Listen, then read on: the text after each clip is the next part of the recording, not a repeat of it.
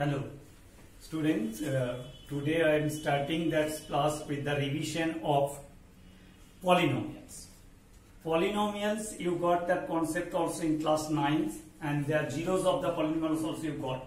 Here first of all quadratic polynomial, that the standard form of the quadratic polynomial is ax square plus bx plus c, that is suppose quadratic polynomial.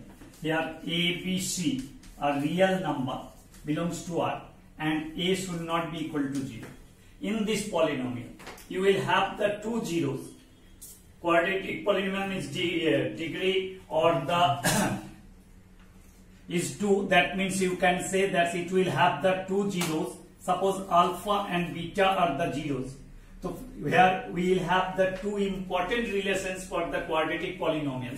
First one is that one alpha plus beta equal to minus b by a.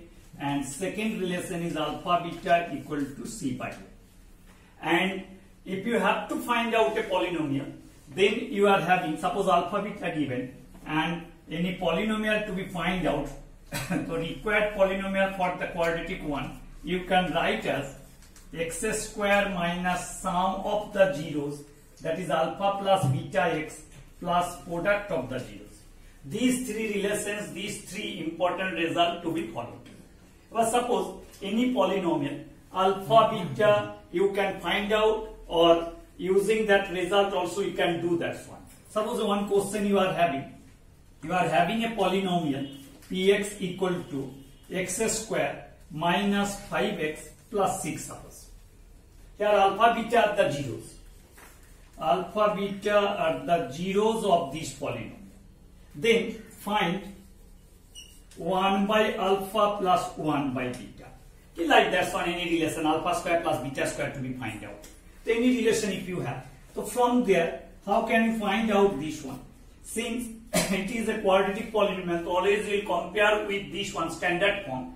So here directly we write here ax square plus bx plus c form if you compare. So here a equal to 1, b equal to minus 5, c equal to 6. And since alpha beta are the zeros, so alpha plus beta equal to minus b by a. So minus b by a. So minus 5 means plus 5 by a means 1. And product of the zeros, that is alpha beta equal to c by a. That means here it will be 6 by 1 or 6. So alpha plus beta equal to 5 and alpha beta equal to 6. Using this result, now you have to get any other result. For example, for this one, 1 by alpha plus 1 by beta, if you have to find out, then what we can do? 1 by alpha plus 1 by beta.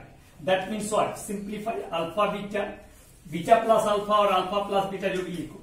So alpha plus beta by alpha beta. So alpha plus beta value is 5 and alpha beta value is 6. So in this way, easily you can calculate any one if you have to find out. If you have to find out alpha square plus beta square, then you can follow the formula alpha plus beta whole square minus 2 alpha beta. Like this one, suppose in this given polynomial, some unknown is having, but it is saying that this is the zero of that polynomial. Some questions you may have also in your book. Suppose minus 4 is the zero of the polynomial. In your book, one question, minus 4 is a zero of the polynomial that is given. Suppose x square minus x minus 2k plus 2. Find the value of k. Suppose px equal to this one. Since minus 4 is the zero, so zero ka concept, zero ka is definition is what? P minus 4 equal to 0. That means we can say p minus 4 equal to 0. So in the place, p minus 4 means in the place of x, in the place of variables, which you can put minus 4. It will be minus 4 square minus minus 4 minus 2k plus 2, that to be 0.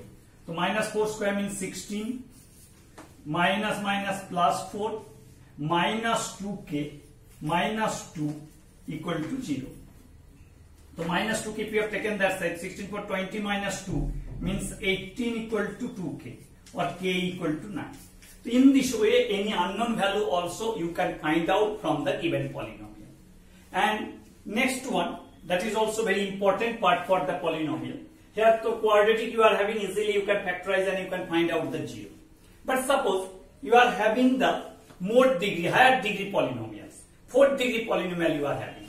Out of this 4th degree polynomial, 2 zeros are given. Suppose 2 zeros are given, you have to find out some other zeros. One question we can discuss, suppose root 2 minus root 2, k to 3 minus root 3 are the zeros. If a is the 0, from the factor theorem also, in class 11th you got, if a is the 0, then we can say x minus a is a factor of that polynomial. So here one question just we like to discuss. Here it is given, if 2 zeros of the polynomials are given, 2x4 minus 3x cube minus 3x square plus 6x minus 2. 2x4 minus 3x cube minus 3x square plus 6x minus 2. 2 zeros are root 2 and minus root 2. In that polynomial, 2 zeros are given. Find all other zeros. Or find all the zeros.